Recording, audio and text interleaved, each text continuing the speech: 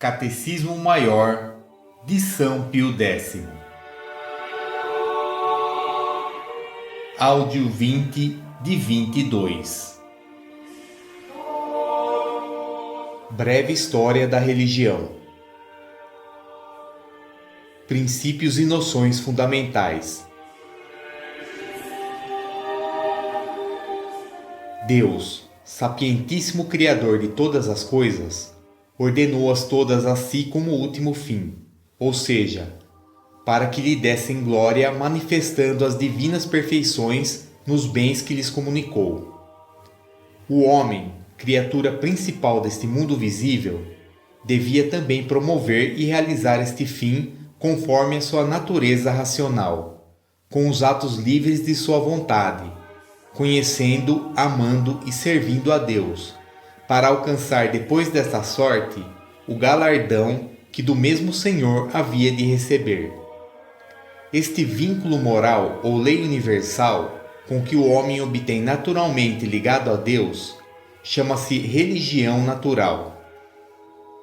Mas, havendo a bondade divina preparada para o homem uma recompensa muito superior do que ele pudesse pensar e desejar, isto é, querendo torná-lo partícipe de sua mesma bem-aventurança, como já não bastasse para fim tão elevado a religião natural, era necessário que Deus mesmo lhe instruísse nos deveres religiosos. Disto se segue que a religião, desde o início, teve que ser revelada, ou seja, manifestada por Deus ao homem. Na verdade, Deus revelou a religião a Adão e aos primeiros patriarcas, os quais, sucedendo-se uns aos outros e vivendo juntos muitíssimo tempo, podiam transmiti-la facilmente, até que Deus, nosso Senhor, formou um povo que aguardasse até a vinda de Jesus Cristo, nosso Salvador, Verbo de Deus encarnado, mas que a cumpriu, aperfeiçoou e confiou à guarda da Igreja por todos os séculos. Tudo o que é demonstrado pela história da religião confunde-se assim, pode-se dizer, com a história da humanidade. Que é coisa manifesta que todas as que se chamam religiões, fora da única verdadeira revelada por Deus, da qual falamos, são invenções dos homens e desvios da verdade, algumas das quais conservam uma parte, mista, porém com muitas mentiras e absurdos. Enquanto as seitas ou divisões que fizeram da Igreja Católica, Apostólica, Romana, suscitaram e promoveram, ou os homens presunçosos que abandonaram o seguir da Igreja Universal por se afastarem voluntária e obstinadamente após algum erro próprio ou alheio contra a fé, e são os hereges ou homens orgulhosos e cobiçosos de mando, que acreditando-se mais iluminados que a Santa Igreja, arrancaram-lhe uma parte de seus filhos para rasgar contra a palavra de Jesus Cristo, a unidade católica, separando-se do Papa e do Episcopado a ele unido, e são os cismáticos. Enquanto isso, o fiel cristão católico, que inclina sua razão para a palavra de Deus, pregada em nome da Santa Igreja por legítimos pastores, e cumpre fielmente a santa divina lei, caminha com segurança pelo caminho que lhe guia a seu último fim. E quanto mais se instrui na religião, adquire uma visão sempre mais razoável da santa fé.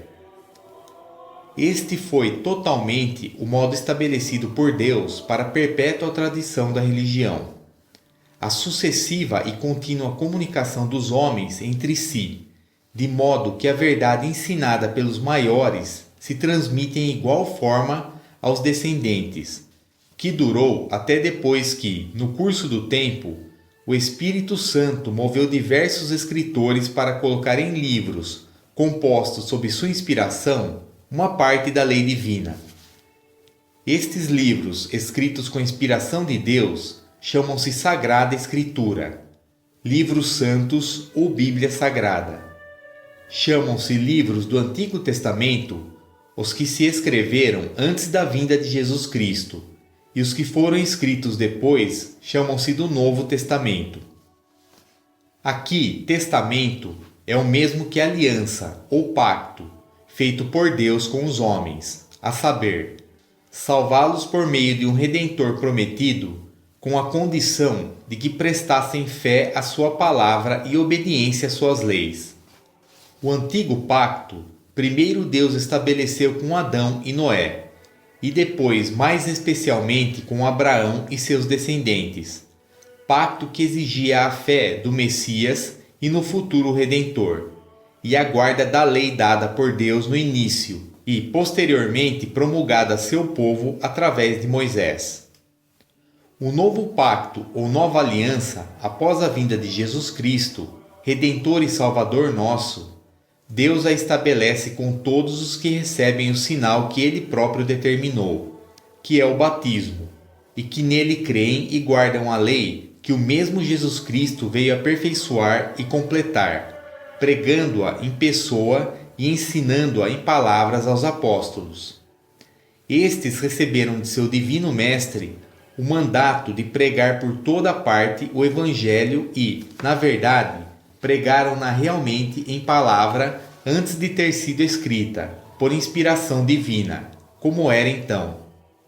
Mas nem todos, nem apenas os apóstolos escreveram, e certamente nem escreveram tudo o que tinham visto e ouvido. Portanto, acabamos de dizer, e pelo que indicamos, compreende-se a suma importância da tradição divina, que é a mesma palavra de Deus, declarada por Ele mesmo de viva voz a seus primeiros ministros. Nela também se estriba a nossa fé, em base muito sólida. Essa tradição divina, junto com a Sagrada Escritura, ou seja, toda a palavra de Deus escrita e transmitida de viva voz, foi confiada por nosso Senhor Jesus Cristo a um depositário público, perpétuo, infalível, ou seja, a Santa Igreja Católica e Apostólica, a qual, fundada no tempo nesta divina tradição, apoiada pela autoridade que Deus lhe deu e reforçada com a prometida assistência e direção do Espírito Santo, define quais livros contém a divina revelação, interpreta as Escrituras, corrige o significado em dúvida que sobre elas ocorrem, decide as coisas que pautam a fé e os costumes, e julga com sentenças inapeláveis sobre quaisquer matérias relativas a estes pontos de suprema importância, para que de forma alguma possam confundir as mentes e os corações dos crentes fiéis.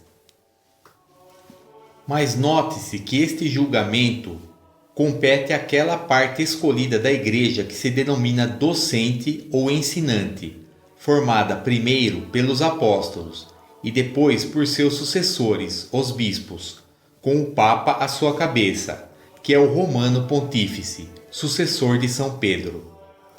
O Sumo Pontífice, dotado por Jesus Cristo da mesma infalibilidade de que está adornada a Igreja e que lhe é necessária para conservar a unidade e pureza da doutrina, pode, quando fala ex cátedra, isto é, como pastor e doutor de todos os cristãos, promulgar os mesmos decretos e pronunciar os mesmos juízos que a Igreja, no que toca à fé e os costumes, aos quais ninguém pode desafiar sem comprometer a sua fé. Além disso, pode exercer sempre a suprema autoridade em todas as questões relativas à disciplina e ao bom governo da Igreja, e os fiéis devem obedecer-lhe com sincero obséquio da mente e do coração. Em obediência a esta suprema autoridade da Igreja e do Sumo Pontífice, por cuja autoridade propõe-se-nos as verdades da fé, impõe-se-nos as leis da Igreja, e se nos manda tudo quanto o bom governo dela é necessário, consiste a regra de nossa fé.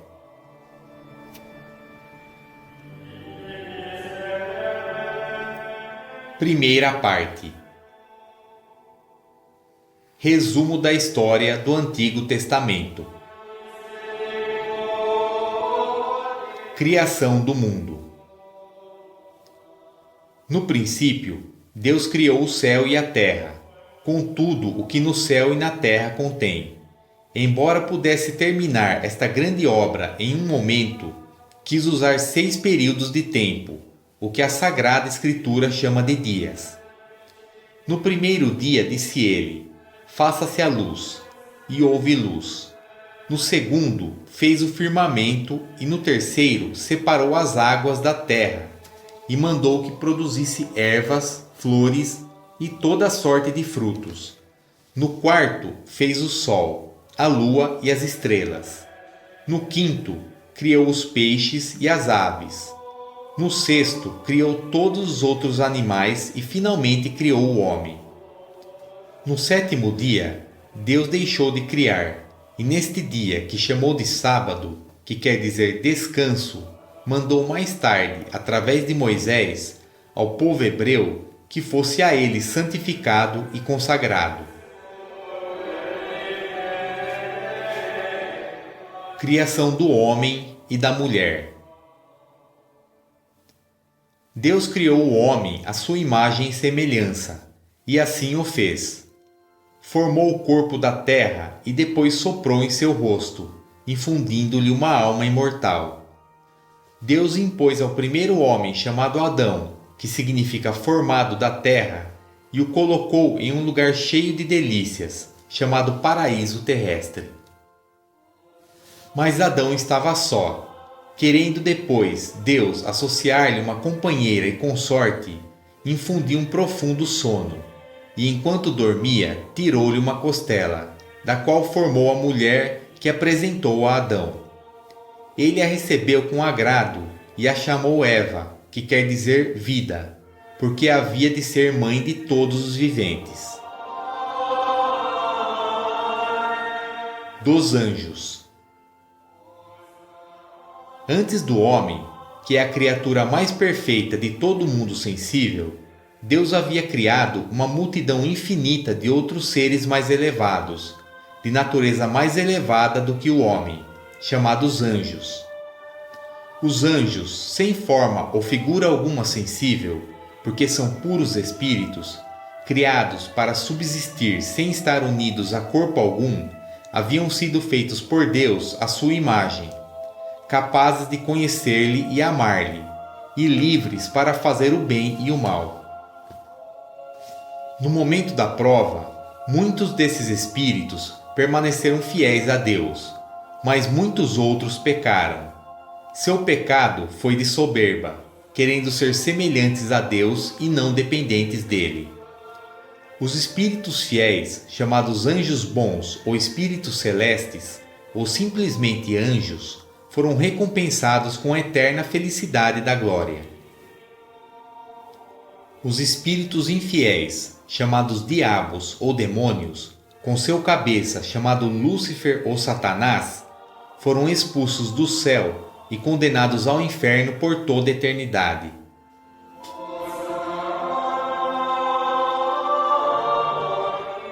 Pecado de Adão e Eva e seu castigo. Deus havia posto Adão e Eva em estado de perfeita inocência, graça e felicidade, isentos, portanto, da morte e de todas as misérias de alma e de corpo. Ele havia permitido que comessem de todos os frutos do paraíso terrestre, proibindo-lhes provar somente do fruto de uma árvore que estava no meio do paraíso, e que a Escritura denomina árvore da ciência do bem e do mal. Chamou-se-lhe assim porque por meio dela Adão e Eva, em virtude de sua desobediência, conheceram o bem e o mal, isto é, teriam aumentado de graça e de felicidade. Ou, como pena por sua desobediência, eles e seus descendentes ficariam privados daquela perfeição, experimentando o mal, tanto espiritual como corporal. Deus queria que Adão e Eva, com a homenagem desta obediência, reconhecessem-no por Senhor e Mestre. O demônio, invejoso de sua felicidade, tentou Eva, falando por meio da serpente e instigando-a a quebrar o mandamento recebido. Eva tomou do fruto proibido, comeu, levou a Adão dele comer também, e ambos pecaram. Este pecado acarretou a eles e a toda a raça humana os mais desastrosos efeitos. Adão e Eva perderam a graça santificante, a amizade com Deus e o direito à bem-aventurança, tornando-se escravos do diabo e merecedores do inferno. O Senhor pronunciou sobre eles a sentença de morte, desterrou-os daquele lugar de delícias e os lançou fora, para que ganhassem o pão com o suor de seu rosto, entre inúmeros trabalhos e fadigas. O pecado de Adão propagou-se em seguida a todos os seus descendentes, exceto Maria Santíssima, e é aquele com que todos nascemos e se chama pecado original. O pecado original mancha nossa alma desde o primeiro instante de nosso ser. Faz-nos inimigos de Deus, escravos do demônio, desterrados para sempre da bem-aventurança, sujeitos à morte e a todas as demais misérias.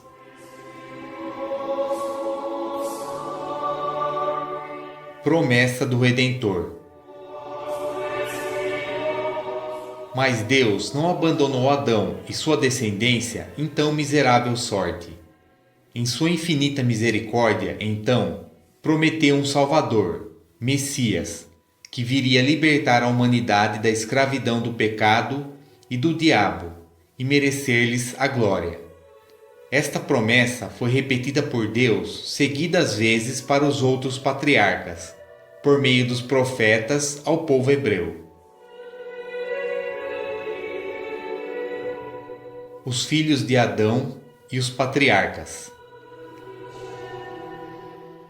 Adão e Eva, depois que foram lançados do paraíso terrestre, tiveram 2 filhos, a quem deram os nomes de Caim e Abel. Já crescidos, Caim dedicou-se à agricultura e Abel ao pastoreio.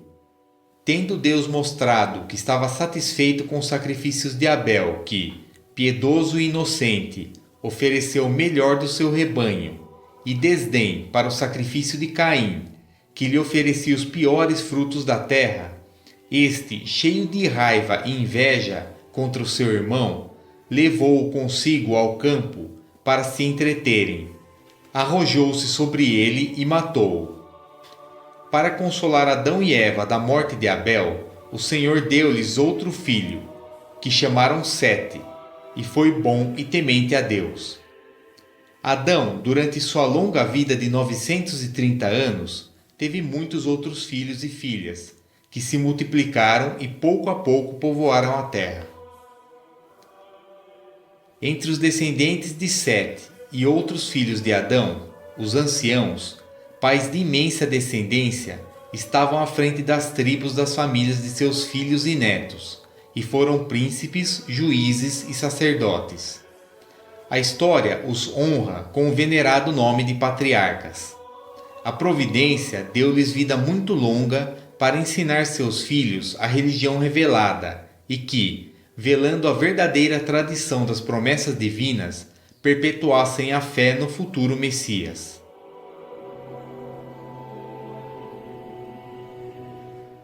O dilúvio. Ao longo dos séculos, os descendentes de Adão perverteram-se e toda a terra estava repleta de vícios e desonestidades. Por tanta corrupção, em primeiro lugar ameaçou, depois Deus puniu o gênero humano com um dilúvio universal. Então choveu 40 dias e 40 noites, até que as águas cobriram as montanhas mais altas. Morreram afogados todos os homens. Não se salvaram mais que Noé e sua família. Noé, por ordem de Deus, recebida 100 anos antes do dilúvio, havia começado a construir sua arca, ou um tipo de navio, na qual depois entrou ele com sua mulher e seus filhos, Sem, Cam e Jafete, com as 3 mulheres destes e com os animais que Deus lhes indicara.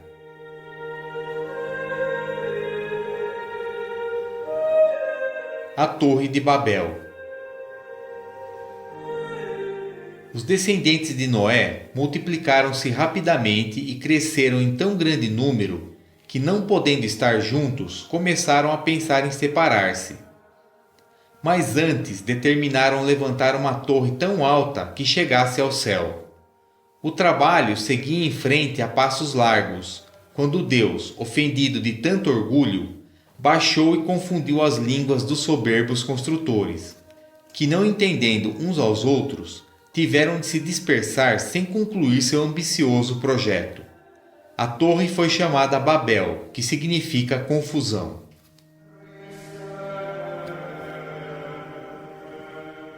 O povo de Deus. Os homens, após o dilúvio, não permaneceram fiéis a Deus por muito tempo, mas logo caíram nas maldades do passado e foram tão longe a ponto de perderem o conhecimento do verdadeiro Deus e de entregar-se à idolatria, que consiste em reconhecer e adorar como divindade as coisas criadas. Por isso, Deus, para preservar na terra a verdadeira religião, escolheu um povo e tomou a si governá-lo com especial providência, preservando-o da corrupção geral.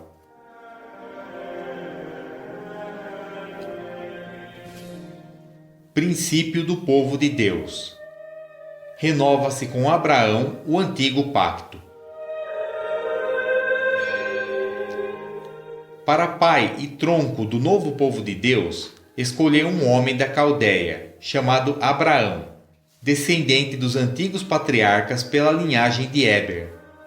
O povo que dele teve origem chamou-se povo hebreu. Abraão conservou-se justo em meio do seu povo, entregue ao culto dos ídolos, e para que preservasse na justiça, Deus lhe ordenou que saísse de sua terra e se dirigisse para Canaã, também chamada Palestina, prometendo-lhe que lhe faria a cabeça de um grande povo e que de sua descendência nasceria o Messias. Em confirmação à palavra de Deus, Abraão teve com sua esposa Sara, embora de idade avançada, um filho, que se chamou Isaque.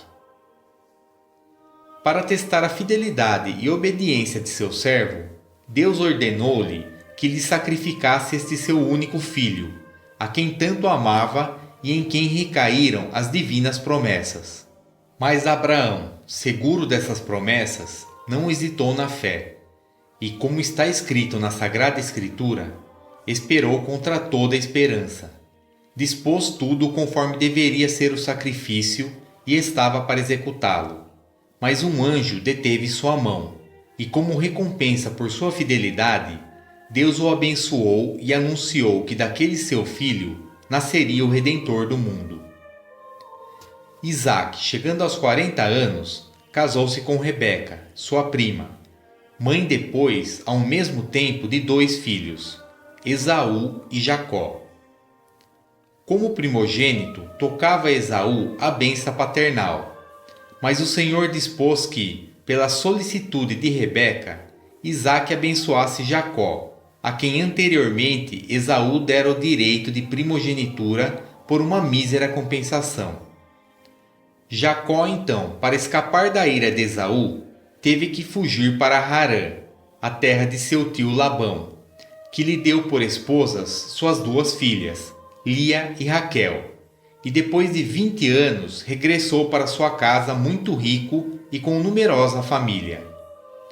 De volta pelo caminho, antes que se reconciliasse com seu irmão, em uma visão que teve, foi mudado o nome de Jacó pelo de Israel.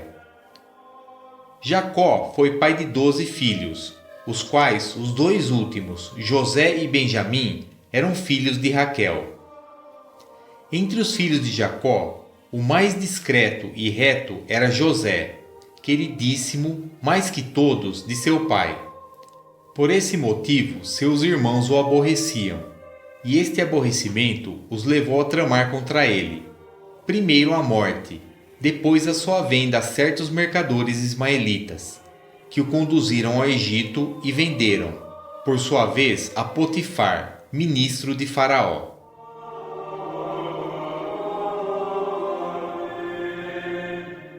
Jacó e seus filhos no Egito.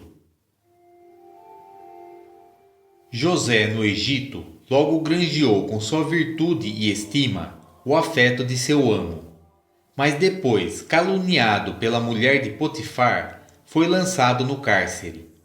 Ali esteve durante 2 anos, até que, por haver interpretado ao faraó e rei do Egito 2 sonhos e profetizado que depois de 7 anos de fartura seguiriam 7 anos de fome, foi retirado da prisão e nomeado vice-rei do Egito.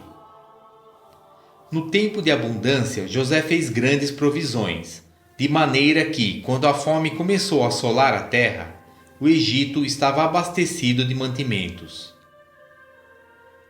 Gentes de toda parte iam até lá para acudir ao trigo.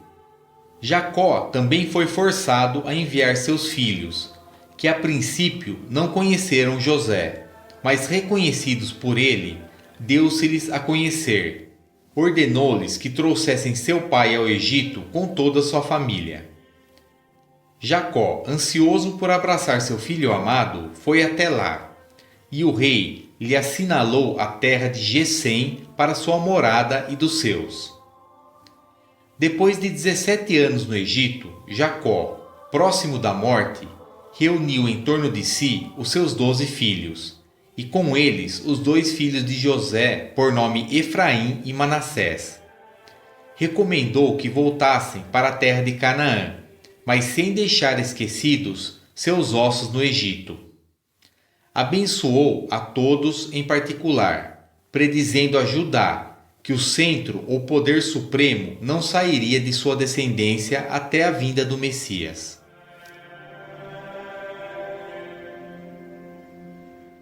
Servidão dos Hebreus.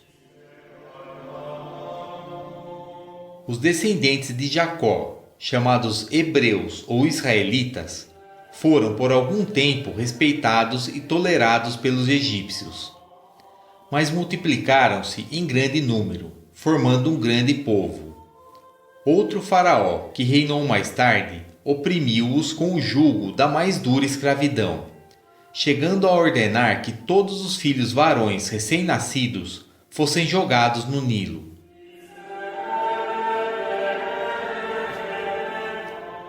Libertação dos hebreus por Moisés. Na terrível escravidão do Egito, teria perecido todo o povo hebreu sem ver a terra de Canaã, se Deus não viesse prodigiosamente tirá-los das mãos de seus opressores cruéis. Um menino hebreu de nome Moisés foi providencialmente salvo das águas do Nilo pela filha de Faraó, que o instruiu e o educou na mesma corte de seu pai.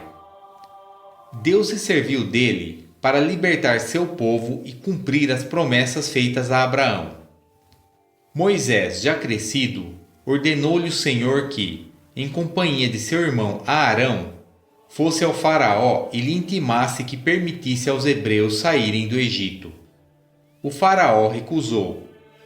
Moisés, para vencer o coração endurecido do rei, munido de um cajado, feriu o Egito com 10 castigos prodigiosos e terríveis, denominados as pragas do Egito.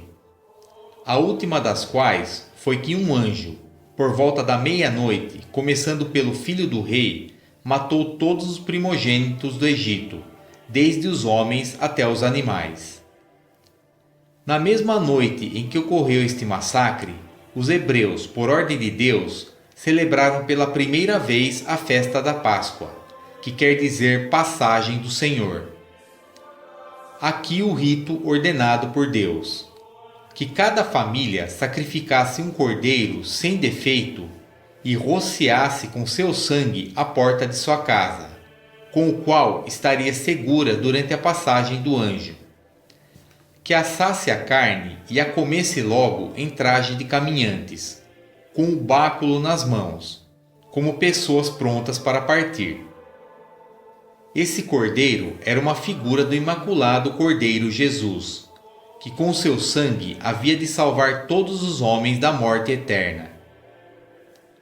Faraó e todos os egípcios, à vista de seus filhos mortos, sem mais tardança deram pressa aos hebreus para que partissem, entregando-lhes todo o ouro e prata e quanto pediram.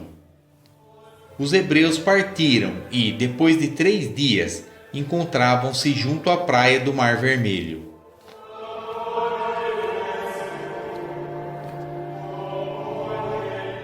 Travessia do Mar Vermelho. Logo arrependeu-se o faraó de ter deixado partir os hebreus, e imediatamente seguiu atrás deles com seu exército, e alcançou-os junto ao mar. Moisés encorajou o povo, que estava aterrorizado com a visão dos egípcios. Estendeu seu cajado sobre o mar, e as águas foram divididas lado a lado até o fundo, deixando grande caminho aos hebreus, que passaram a pé enxuto.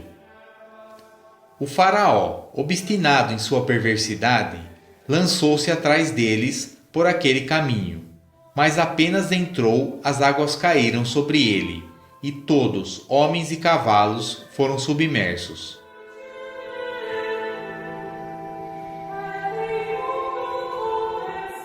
Os hebreus no deserto. Após a passagem do Mar Vermelho, os hebreus entraram no deserto, e em curto espaço de tempo poderiam ter chegado à terra prometida, a Palestina, se fossem obedientes à lei divina e às ordens de seu líder Moisés. Mas, havendo prevaricado e rebelando-se muitas vezes, Deus os deteve 40 anos no deserto, deixando morrer ali todos os que haviam saído do Egito, menos 2, Calebe e Josué. Durante todo esse tempo, Deus os proveu para sua manutenção com uma espécie de geada branca em pequenos grãos, chamada maná, que todas as noites cobria a terra e de madrugada a recolhiam. Mas na noite anterior ao sábado, dia festivo para os judeus, o maná não caía, pelo qual recolhiam em dobro na madrugada de sábado. Para beber, Deus proveu-lhes de água, que muitas vezes brotou milagrosamente das rochas feridas pelo cajado de Moisés. Uma grande nuvem, que de dia os defendia dos raios do sol, e de noite, transformando-se em coluna de fogo, iluminava e mostrava o caminho, acompanhava-os na viagem.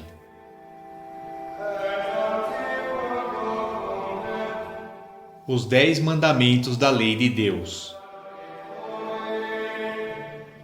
No terceiro mês de sua saída do Egito, os hebreus chegaram ao pé do monte Sinai.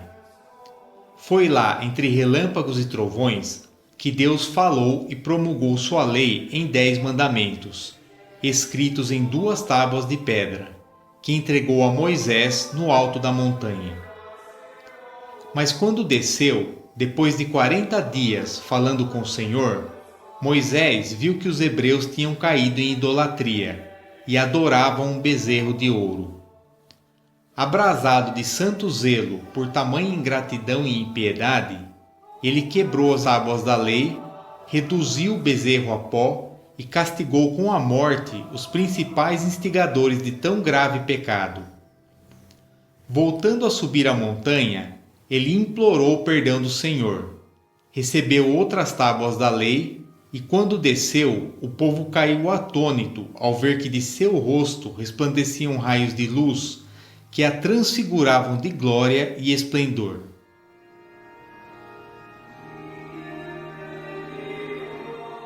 O tabernáculo e a arca. Ao pé do Sinai, Moisés construiu, por ordem de Deus e de acordo com as divinas prescrições, o tabernáculo e a arca. O tabernáculo era uma grande tenda na forma de templo, que se erguia no meio do campo quando os hebreus acampavam. A arca era um cofre de madeira preciosíssima, guarnecido por dentro e por fora de ouro puríssimo, onde foram colocados posteriormente as tábuas da lei, um vaso de maná do deserto e a vara florida de Arão. Muitas vezes os hebreus no deserto, por murmurações contra Moisés e contra o Senhor, atraíam para si graves castigos. Notável entre eles foi o das cobras venenosas, por cuja picada pereceu grande parte do povo. Muitos arrependidos depois Sararam das mordeduras, mirando uma serpente de metal, que, levantada por Moisés em uma haste, apresentava a figura da cruz. A virtude deste emblema era símbolo da virtude que havia de ter a Santa Cruz para curar as chagas do pecado.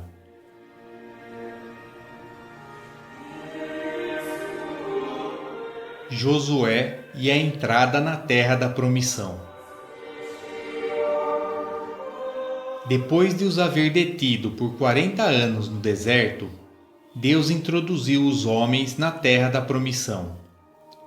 Moisés viu de longe, mas não entrou.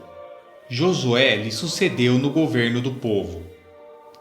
Precedidos pela arca, atravessaram o rio Jordão, cujas águas tinham parado para deixar livre a passagem pelo rio. Tomaram a cidade de Jericó. Subjugaram os povos que habitavam a terra de Canaã e a dividiram em 12 partes, segundo o número de tribos. Então Deus castigou por meio de seu povo os gravíssimos delitos daquelas nações. Estas tribos tomaram o nome de Rúben, Simeão, Levi, Judá, Issacar, Zebulon, Dan, Naftali, Gade, Asser, Benjamim, filhos de Jacó, e Efraim e Manassés, filhos de José. Mas a tribo de Levi não tinha outro território. Deus a chamou ao ofício sacerdotal e quis ser ele mesmo sua porção e sua herança. Da tribo de Judá, segundo profetizara Jacó na hora da morte, nasceria mais tarde o Redentor do mundo.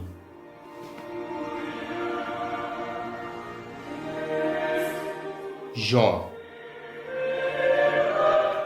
Por aqueles tempos vivia na Idumeia um príncipe muito rico e justo, por nome Jó, o qual temia Deus e guardava-se de praticar o mal.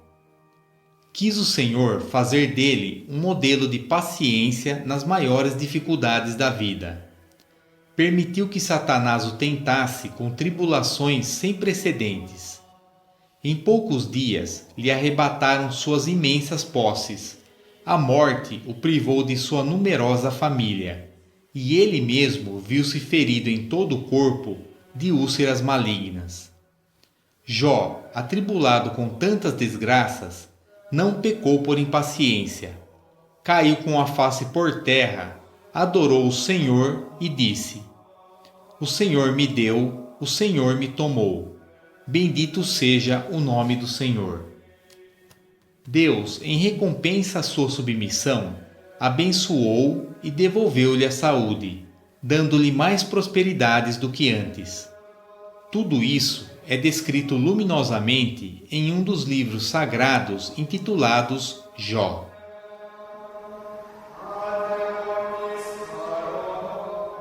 Os hebreus sob os juízes. Tendo os hebreus, liderados por Josué, apoderado da Palestina, não mais a abandonaram, sendo regidos segundo a lei de Moisés, ou pelos anciãos do povo, ou por juízes, e mais tarde por reis. Os juízes eram pessoas, entre elas 2 mulheres, Débora e Jael, suscitadas e escolhidas por Deus de tempos em tempos para livrar os hebreus sempre que caíam sob a dominação de seus inimigos, como punição por seus pecados. Os 2 juízes mais famosos foram Sansão e Samuel. Sansão, dotado de uma força extraordinária e maravilhosa, durante muitos anos molestou e causou 1000 estragos aos filisteus, inimigos de Deus muito poderosos. Traído depois e perdidas suas prodigiosas forças, reuniu as que lhe restavam para sacudir e derrubar um templo de seus inimigos, sob cujos escombros foi sepultado com muitos deles. Samuel, o último dos juízes, venceu os filisteus. Por ordem de Deus, reuniu o povo, que se revoltou e exigiu um rei. E em sua presença escolheram e consagraram Saul, da tribo de Benjamim, primeiro rei de todo o povo hebreu.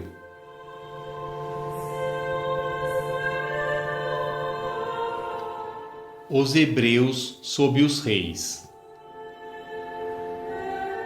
Saul reinou muitos anos, mas após os 2 primeiros foi rejeitado por Deus por causa de uma gravíssima desobediência.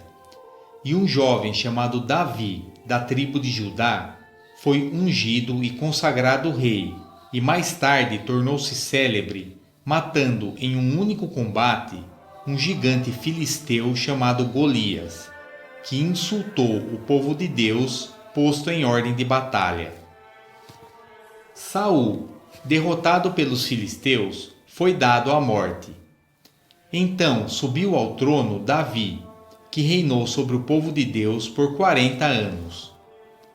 Acabou por conquistar toda a Palestina, subjugando os infiéis que ali estavam, e especialmente assenhorou-se da cidade de Jerusalém, que ele escolheu para a cadeira de sua corte e capital de todo o reino. A Davi sucedeu Salomão, que foi o homem mais sábio que já existiu. Edificou o templo de Jerusalém e gozou de longo e glorioso reinado. Mas os últimos anos de sua vida, em razão das artes insidiosas de mulheres estrangeiras, caiu em idolatria, e alguns temem por sua salvação eterna.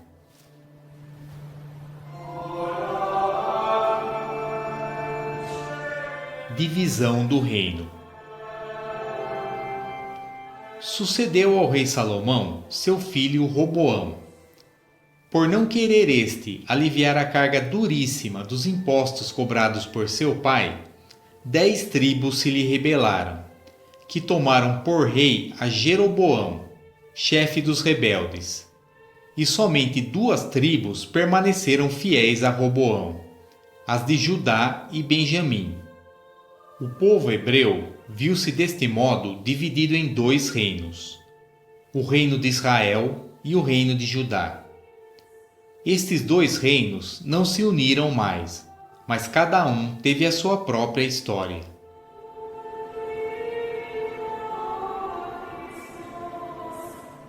Reino de Israel e sua destruição.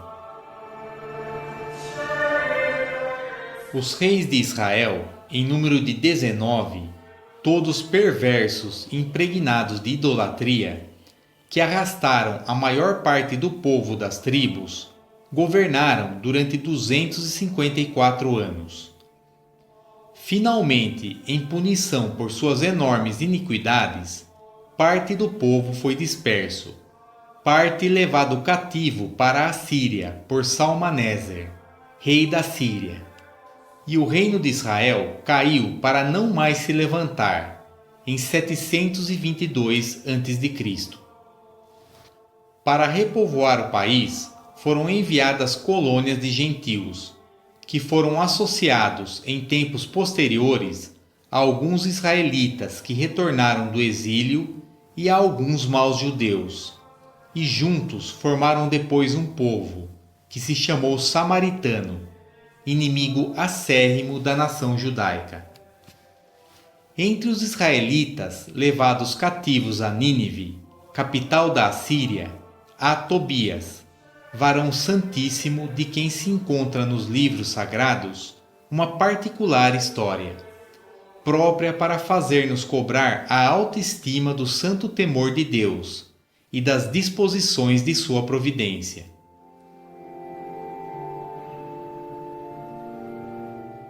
Reino de Judá e cativeiro na Babilônia. Os reis de Judá, em número de 20, dos quais alguns foram piedosos e bons, e outros ímpios, reinaram durante 388 anos. No tempo de Manassés, um dos últimos reis de Judá, aconteceu o que está escrito no livro que se intitula Judite, a qual, matando Holofernes, capitão general do rei dos assírios naquele tempo, livrou a cidade de Betúlia e a toda a Judéia. Mais tarde, outro rei dos assírios, Nabucodonosor, pôs fim ao reino de Judá. Apoderou-se de Jerusalém e a destruiu totalmente, junto com o templo de Salomão. Fez prisioneiro e arrancou os olhos de seu último rei, Zedequias, levando o povo cativo para a Babilônia.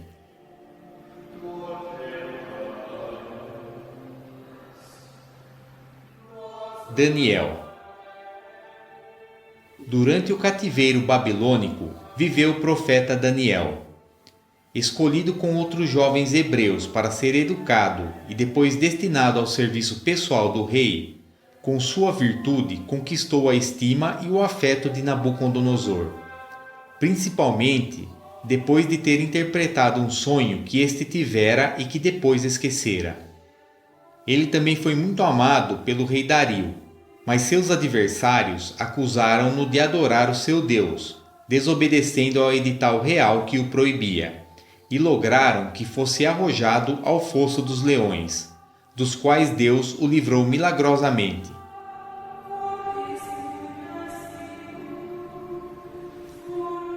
Fim do cativeiro de Babilônia e volta dos hebreus à Judéia.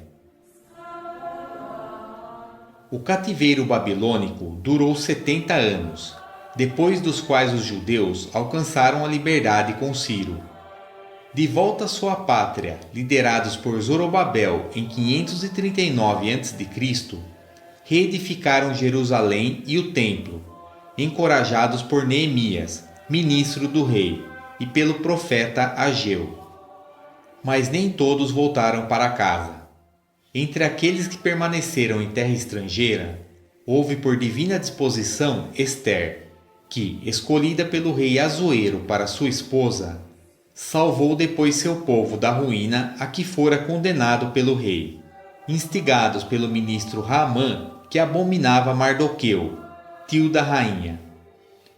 Os judeus, ao recuperarem a liberdade, eram doravante mais fiéis ao Senhor, vivendo sob os cuidados de suas próprias leis e reconhecendo por chefe de sua nação o sumo pontífice, com certa dependência o rei da Pérsia, o rei da Síria ou do Egito, de acordo com o destino das armas. Entre esses reis, alguns deixaram em paz os judeus, e outros os perseguiram para reduzi-los à idolatria. O tirano mais cruel foi Antíoco Epifânio, rei da Síria, que publicou uma lei a que todos os seus súditos estavam obrigados, sob pena de morte, a abraçar a religião dos gentios.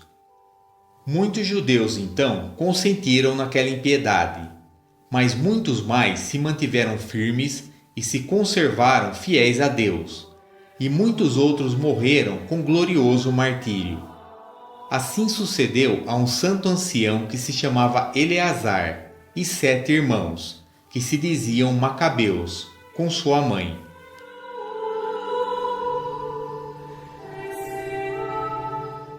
Os Macabeus. Surgiram depois contra o ímpio e cruel Antíoco alguns intrépidos defensores da religião e da independência da pátria, à frente dos quais se pôs um sacerdote de nome Matatias, com seus 5 filhos, virtuosos e esforçados como ele. Primeiro retirou-se para os montes, e reunindo ali outros valentes, desceu e feriu seus opressores. Judas, apelidado Macabeu, filho de Matatias, continuou a guerra iniciada por seu pai, e com o favor de Deus e com a ajuda de seus irmãos, fundou o pequeno reino chamado dos Macabeus, que por um período de 125 anos governaram a Judéia como pontífices e capitães, e depois também como reis. Este grande capitão, chamado na Sagrada Escritura como varão fortíssimo, deu ilustre exemplo de piedade para com os defuntos e confirmou solenemente a fé no purgatório, ordenando uma grande coleta de dinheiro com destino a Jerusalém, para que ali se oferecessem dons e sacrifícios em sufrágio dos que haviam caído mortos na Guerra Santa. Foi abençoado do povo por suas muitas vitórias e tornou-se o terror de seus inimigos. Mas finalmente, dominado por estes e não apoiado pelos seus, morreu como herói com as armas em punho, no ano de 161 antes da era cristã. A Judas Macabeu sucederam um após outro seus irmãos Jonatan e Simão, e depois o filho deste, João Hircano, que realizou um governo sábio, glorioso e feliz. Mas os filhos e descendentes degenerados da virtude de seus mais velhos e outros dissidentes entre si entraram em desastrosos conflitos com seus poderosos vizinhos. E em breve a Judéia perdeu força e autoridade, vindo gradualmente a cair em mãos dos romanos.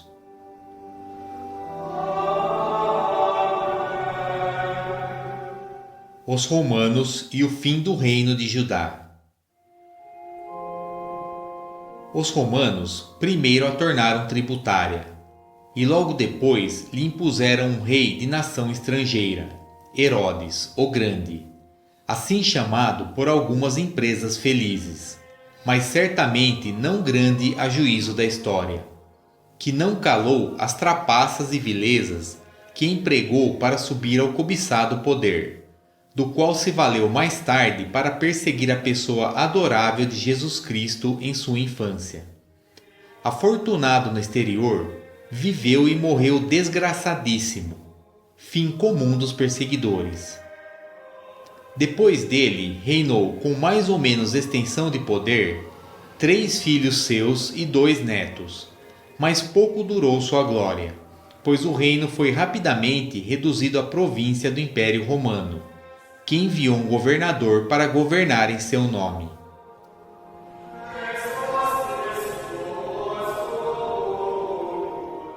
Os profetas. Para conservar seu povo sob a custódia da lei, ou para fazê-lo voltar a ela de novo quando prevaricava, e em especial para preservá-lo da idolatria, a que poderosamente pendiam, Deus suscitou em todos os momentos homens extraordinários chamados profetas, que inspirados por ele, previam os eventos que estavam por vir. Alguns desses profetas, como Elias e Eliseu, não deixaram nada escrito, mas deles e de suas façanhas se faz menção na história sagrada. Outros 16 deixaram escritas suas profecias, que foram conservadas entre os livros sagrados.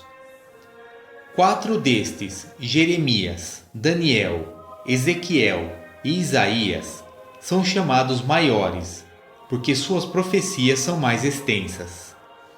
Os outros 12 se chamam menores, pela razão oposta. A principal atribuição dos profetas era manter viva a memória da promessa do Messias e preparar o povo para que o reconhecesse. Muitos séculos antes anunciaram o tempo preciso de sua vinda e descreveram com detalhes minuciosos seu nascimento, vida, paixão e morte, que, lendo o conjunto de suas profecias, mais parecem historiadores do que profetas. Algumas profecias relativas ao Messias. Eis aqui algumas profecias que se referem ao tempo da vinda do Messias. O profeta Daniel, para o fim do cativeiro babilônico, anunciou claramente que o Messias apareceria, viveria, seria negado e morto pelos judeus dali a 70 semanas de anos. E logo após, Jerusalém seria destruída e os judeus dispersos, já incapacitados de constituir uma nação. Os profetas Ageu e Malaquias anunciaram aos judeus que o Messias viria no segundo templo, e, portanto, antes de sua destruição. O profeta Isaías, além de descrever muitas circunstâncias do nascimento e da vida do Messias, anunciou que, depois de sua vinda, os gentios seriam convertidos. O que este e outros profetas anunciaram teve seu cumprimento. A saber, as 70 semanas foram cumpridas. Jerusalém foi destruída. Destruído o segundo templo. Os judeus foram e permaneceram espalhados por toda a terra, e os gentios se converteram. Então o Messias veio. Acima de tudo, estas profecias tiveram seu cumprimento na pessoa de nosso Senhor Jesus Cristo, e somente nele. Portanto, ele é o verdadeiro Messias prometido.